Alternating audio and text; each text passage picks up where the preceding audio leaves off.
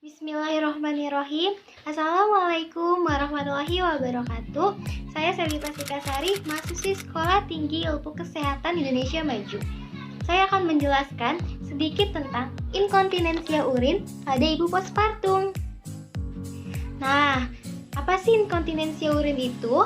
Jadi, inkontinensia urin didefinisikan oleh International Continence Society sebagai kondisi di mana terjadi kehilangan urin tanpa disengaja melalui meiosis uretra yang berakibat pada masalah sosial dan kebersihan.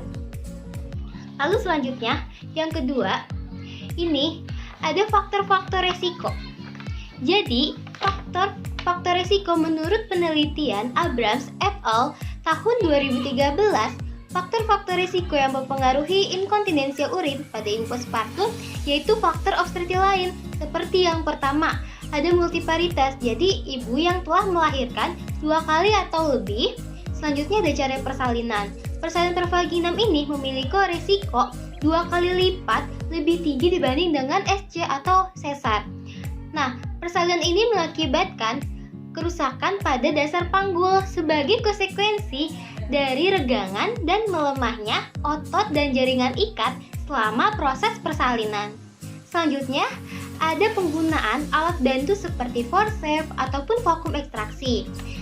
Telah diketahui bahwa persalinan dengan forceps ini akan mengakibatkan perlukaan pada jalan lahir dan sistem saraf perifer yang lebih luas. Selanjutnya, yang keempat ini ada lingkar kepala bayi lebih dari 35,5 cm. Lalu ada durasi kala 2 ini lebih dari 110 menit dan yang terakhir ada episiotomi.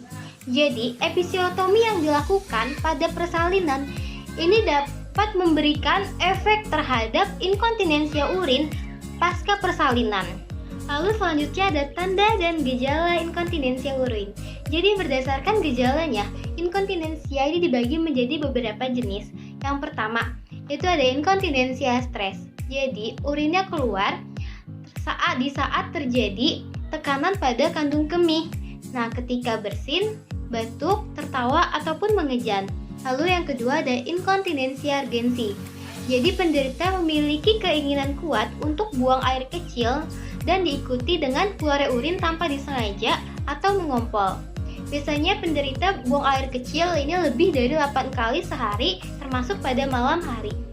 Dan selanjutnya ada inkontinensia overflow. Nah, penderita ini sering mengalami mengompol dalam jumlah urin yang sedikit-sedikit karena kandung kemih ini tidak kosong sepenuhnya.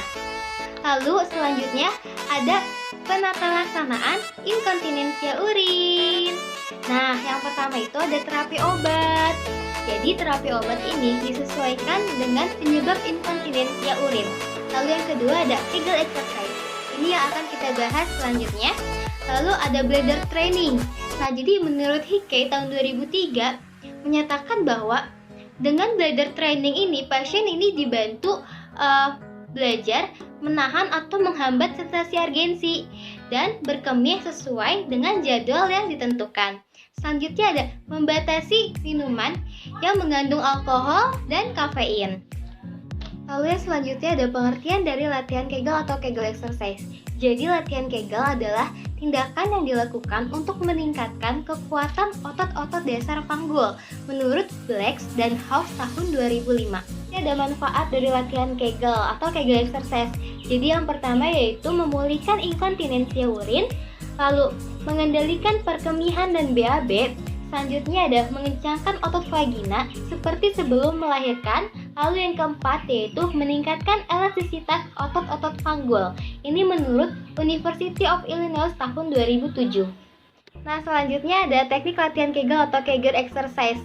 Jadi, yang pertama, latihan otot panggul ini sebaiknya diusahakan dengan posisi sambil berbaring. Dengan kedua, lututnya itu ditekuk. Lalu, kencangkan otot panggul bawah selama kira-kira 3 detik. Untuk tahu bagian mana yang disebut otot panggul bawah, jadi coba bayangkan seperti menahan air urin saat ingin buang air kecil. Nah, otot yang menahan air urin itulah yang disebut dengan otot panggul bawah.